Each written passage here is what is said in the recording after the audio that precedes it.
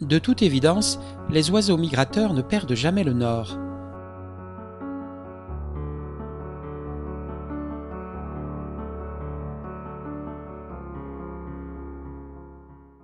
On s'est toujours demandé quel était le secret de leur remarquable sens de l'orientation. Il semble qu'il s'agisse d'un repérage du champ magnétique terrestre grâce à un mécanisme subtil qui fait appel à la chimie et à la mécanique quantique, et en particulier au spin des électrons.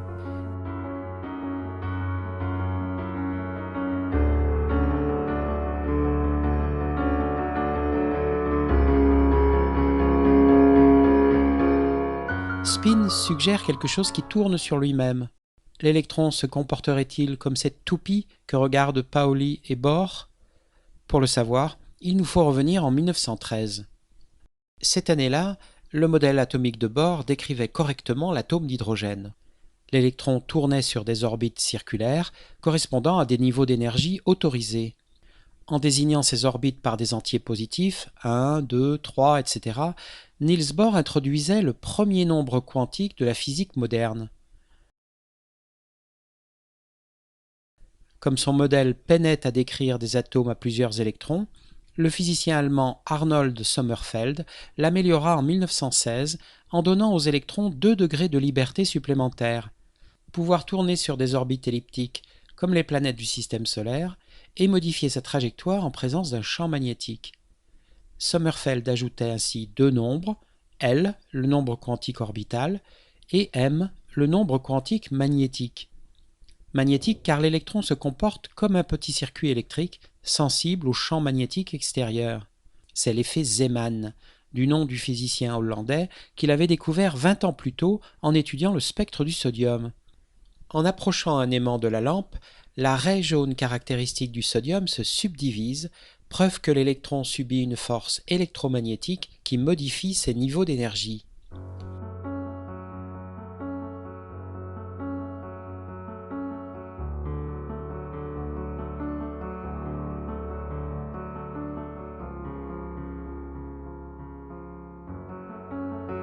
En 1916, l'électron vit donc avec 3 nombres quantiques. Le modèle de Bohr-Sommerfeld est performant, mais pas irréprochable, car il ne rend pas compte de 2 phénomènes qui sont autant d'énigmes pour la communauté scientifique. Le premier phénomène nous ramène à la spectroscopie du sodium. Quand le champ magnétique s'intensifie, la raie du sodium se subdivise encore. C'est l'effet Zeeman anormal ou anomale, comme disent les spécialistes, car il leur est impossible d'attribuer ce résultat au mouvement orbital de l'électron. Le physicien autrichien Wolfgang Pauli pense alors que l'électron possède une propriété cachée, peut-être dissimulée dans un 4e nombre quantique. Le deuxième phénomène a été observé en 1922 par les physiciens allemands Otto Stern et Walter Gerlach. Ils font passer un faisceau d'atomes d'argent à travers un champ magnétique, puis le projettent sur un écran. Alors qu'ils s'attendent à ne voir qu'une seule tache, ils remarquent 2 petites taches symétriques. Là encore, impossible d'attribuer ce résultat au mouvement orbital de l'électron. En 1925, les physiciens hollandais George Uhlenbeck et Samuel Goudsmit comprennent que le 4e nombre quantique existe et l'assimilent à une rotation de l'électron sur lui-même. Tourner sur soi-même se dit to spin en anglais. Le 4e nombre quantique est nommé. L'électron est analogue à un petit aimant. Son spin est responsable du dédoublement des niveaux d'énergie dans l'effet Zeeman anormal. Et l'expérience de Stern et Gerlach montre qu'il ne peut prendre que 2 valeurs, plus 1,5 et moins 1,5, comme si l'électron avait un pôle nord et un pôle sud.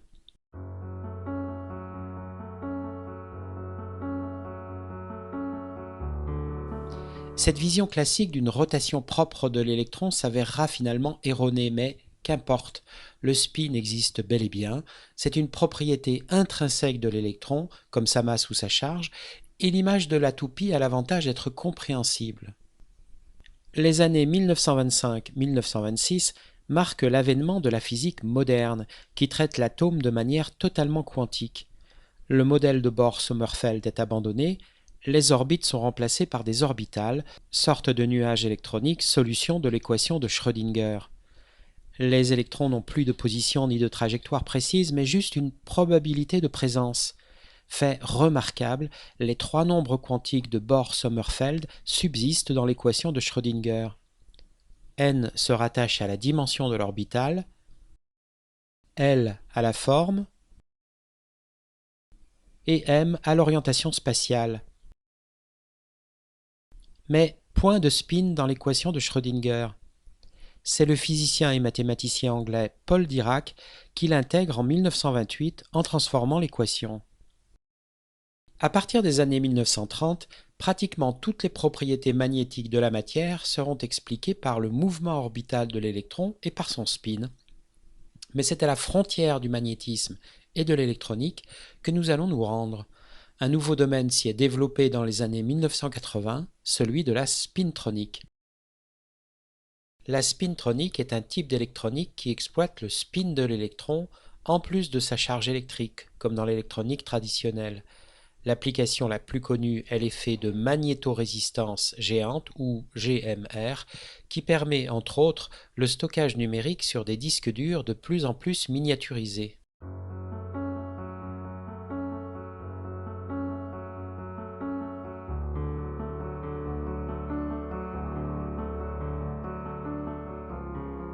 Déjà à la fin des années 1930, le physicien anglais Sir Neville Mott avait constaté l'influence du spin sur la mobilité des électrons dans les métaux aimantés, comme le fer, le nickel ou le cobalt.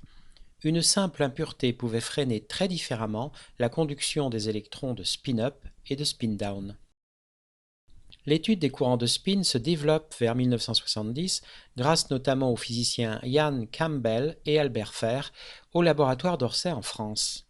Le concept de magnétorésistance géante arrive plus tard, en 1988, lorsqu'une nouvelle technique, l'épitaxie par jet moléculaire, permet de fabriquer des empilements de couches extrêmement minces de métaux différents. La GMR a été découverte sur des multicouches de fer et de chrome. En empilant en alternance 3 couches d'atomes de fer puis 3 couches d'atomes de chrome, Albert Ferr constate que l'aimantation des couches de fer s'oriente naturellement en sens opposé, dans une configuration dite antiparallèle.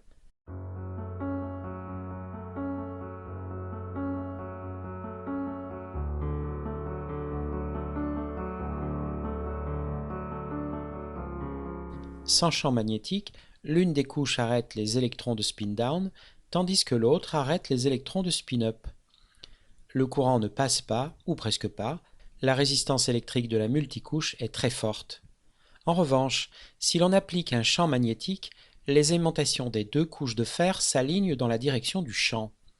Tous les électrons dont le spin est dans cette direction traversent sans problème les deux couches, et le courant passe. Sous l'influence d'un champ magnétique même faible, la résistance électrique de la multicouche chute fortement, de l'ordre de 80%. C'est pourquoi on appelle ce phénomène magnétorésistance géante.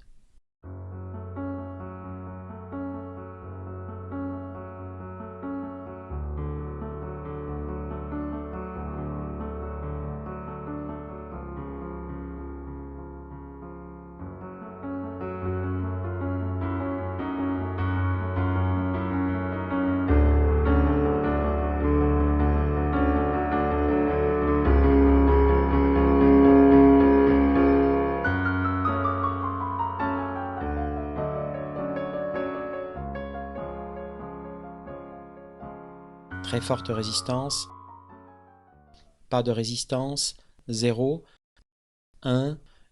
Ce petit champ sera, par exemple, celui généré par les inscriptions magnétiques sur le disque dur d'un ordinateur.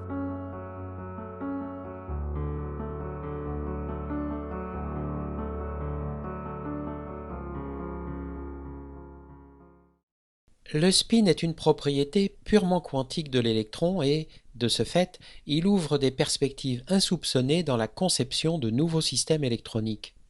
Une pierre de plus sur le chemin de la révolution scientifique en cours.